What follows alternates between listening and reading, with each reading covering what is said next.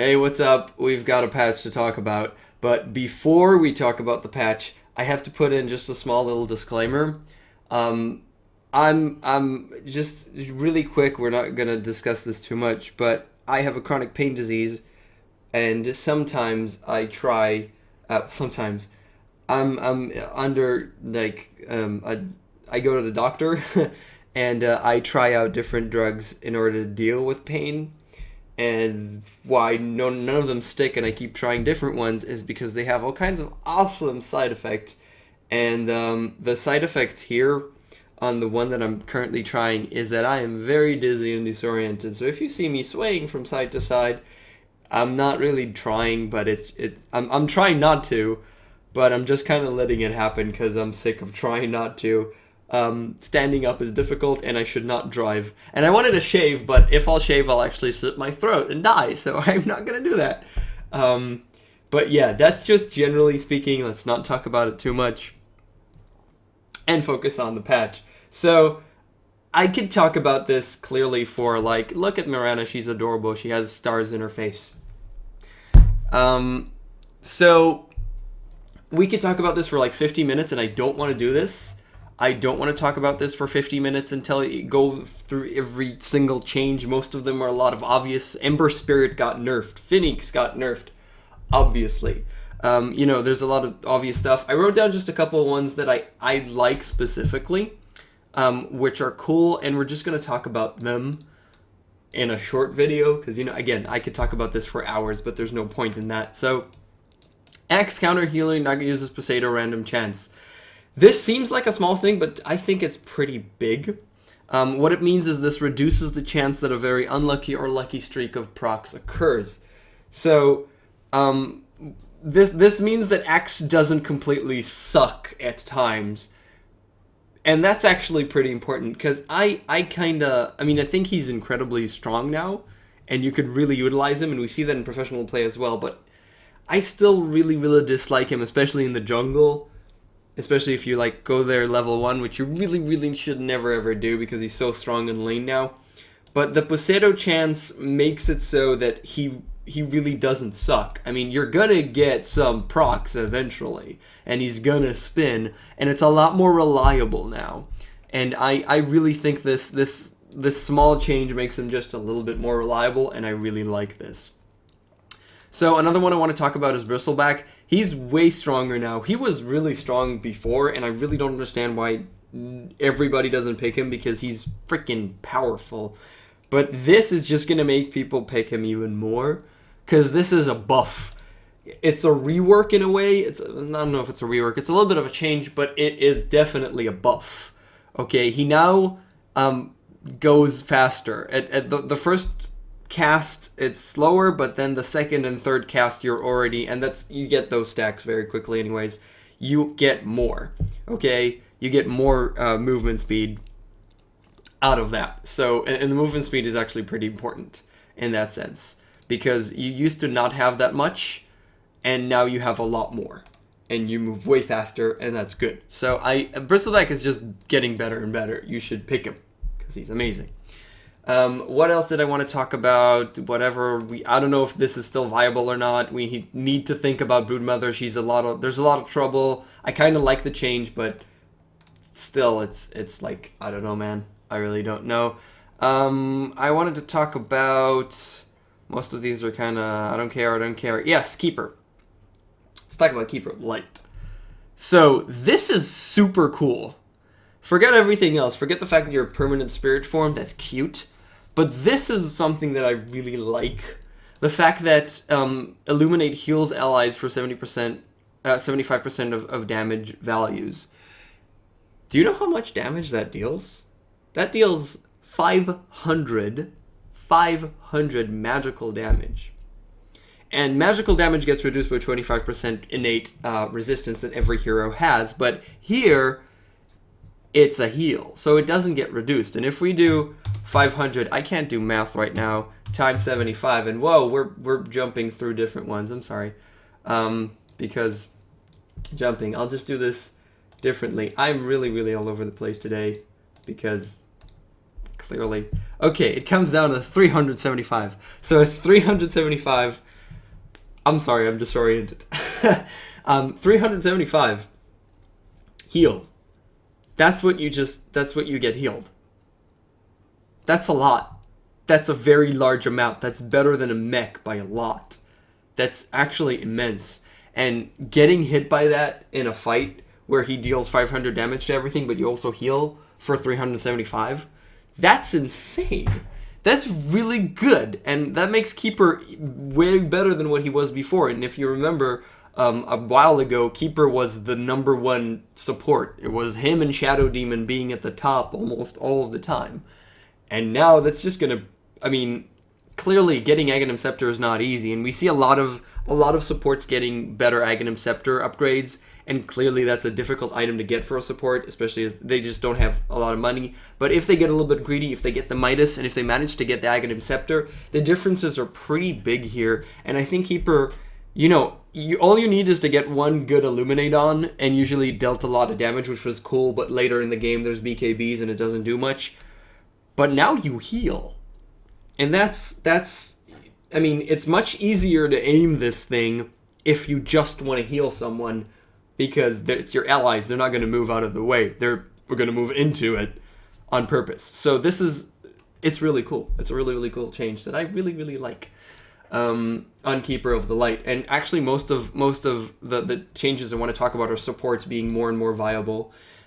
This is adorable in videos, but in practice, if you get off a Chain Frost, it's going to deal a ton of damage. Usually doesn't actually reach the 9 or 12, was it, bounces anyways. It doesn't reach that amount. Either things die, or they split apart and then they get too far away from each other. So the fact that the bounce limit is infinite, that's cute. But if you RP, and you want to dream about RPing and then putting out the Chain Frost, you can limit that to 10 bounces, and if you RP and Chain Frost, they're all going to die anyways. The fact that it's infinite doesn't mean anything. Okay, it's not a huge change as people might think, because doesn't change much. So yeah, don't get excited about that. It's cool in videos. That's the only thing that it does. Lina, attack range increase, cute, but this is what I want to talk about. This makes her even more viable. She was already very viable and really, really cool. But the fact that Aghanim Scepter Laguna Blade damage goes through Magic Immunity, Lina is one of those heroes that she uses Laguna and gets the kill. So she does actually have decent chance of getting that Aghanim Scepter pretty quickly. And yeah, it deals even more damage, which is nice, but usually you kind of never want to get it on her because it only increases the damage and it's not worth it. But now it is worth it because it goes through Magic Immunity. The BKBs, you don't even care. If the carry on the other team BKBs, he's still going to take 1,000 damage, and that's immense. That's really, really good. So Lina's even more viable now. A lot more viable, I think, and I really like her. What else do I want to talk about? I wanted to talk about Omni Knight. Yes. Omni Knight sucks ass. So far. Now, he's a lot better, and this is one of the big things. This is one of the huge things, I think.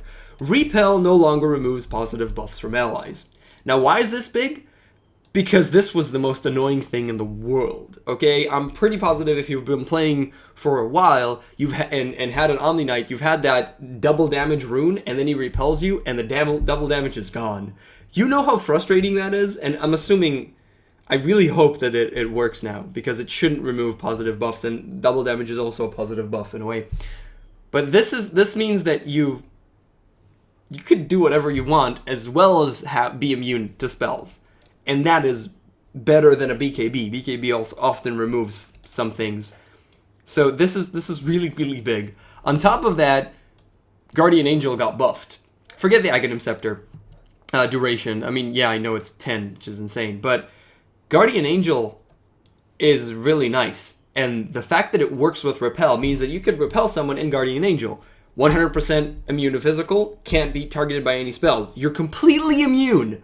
You are immune. You cannot be damaged by anything, I think. Pretty much anything other than very specific spells, maybe. But you're immune to, like, everything. You're not going to die if you have Repel and Guardian Angel on you. And Repel lasts, like, 8 seconds, and Guardian Angel lasts, like, 8 seconds. 6, 7, 8 seconds. That's a ton of time. And Omni-Knight is approaching being viable in professional play as well, which is really, really cool. Another hero that I think is getting a lot stronger is Undying as well. The fact that Tombstone, the zombies, that's cute, no longer give any experience or gold, which is great, because you never feel bad about using it. The bounty of the Tombstone itself increases, which is okay, but it's fine. It's not a big deal. And Flesh Golem's Plague Aura now affects magic immune units. This is important because the Plague Aura means you take 30% extra damage, which is insane. So the fact that it works on magic immune is great, and Soul Rip area of effect increase is really important because Soul Rip picks targets from everywhere around the character that you picked, and this means that it will really pick, instead of almost the entire screen, the entire screen. So it gets a little bit better, and Undying is also getting better and better and better as a support that even more and more and more valuable. Other than that, yeah, this is super cool. This means Aghanim Scepter focus fire damage reduction decreased to 0 at level 3 and no longer has special rules for procs. This means that if you have Aghanim Scepter and you're level 16 Wind Ranger runner, you're basically the best carry in the game. Because you attack at the maximum attack speed, you attack at the maximum attack speed, and that's it. You just attack at the maximum attack speed for a very long amount of time, for like 20 seconds, I think. Or, I don't know, it's a very long amount of time. There's no drawbacks. You just deal standard damage, and you could proc anything you want. You could get a Basher on her. You get a Basher on Wind Ranger and just attack at maximum attack speed. And, you know, if you're fighting another carry 1v1, you hit Wind Run, and for 5-point-something seconds, 5.75, I think, you are, he's only going to miss you, unless he has an MKB. So, she's the best carry in the game at level 16 with Ags, in a way. And this is one of my favorite heroes in the game anyways, so Wind Ranger just got a lot better, and that's awesome. The last thing I want to point out is in the items, Rod of Atos has been better and getting better and better, getting better and better, getting better and better in hopes that someone will use it. And you know what? It's really good now. It's really, really good now.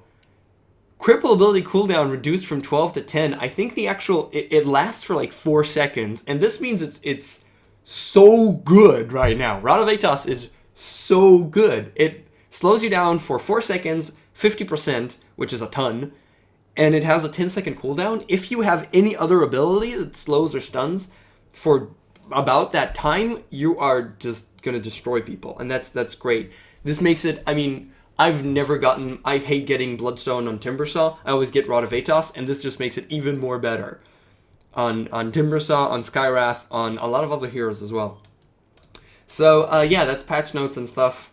I'm sorry for being a little disoriented and all over the place, and this being a little bit longer than usual still, because I'm talking about a lot of changes. But, yeah, drugs are good. You should try them. They're awesome. I'm talking about prescription drugs, proper things, if you need them. Don't do bad drugs. I should really not make videos. I also wanted to shave, but I really can't. And I'm half on the way of challenge accepted, but I'll die. I'll actually die. I will die. I mean, I nearly tripped over putting clothes on. This is a pretty bad situation. Okay, the sad thing about the patch, I don't know if it's the sad thing about the patch, I'm actually playing only Dark Souls and not playing Dota at all, because Dark Souls, and it's not going to change, so I'm not going to be testing these things out actually myself. But it looks like, you know, standard balance. There's nothing too crazy here. It's standard balance making more heroes viable. So I actually like this. We'll see how it affects professional play and stuff. Yeah, I'm going to go now. Thanks for watching as usual. Sorry for the whole thing. And I'll see you guys next time. Bye.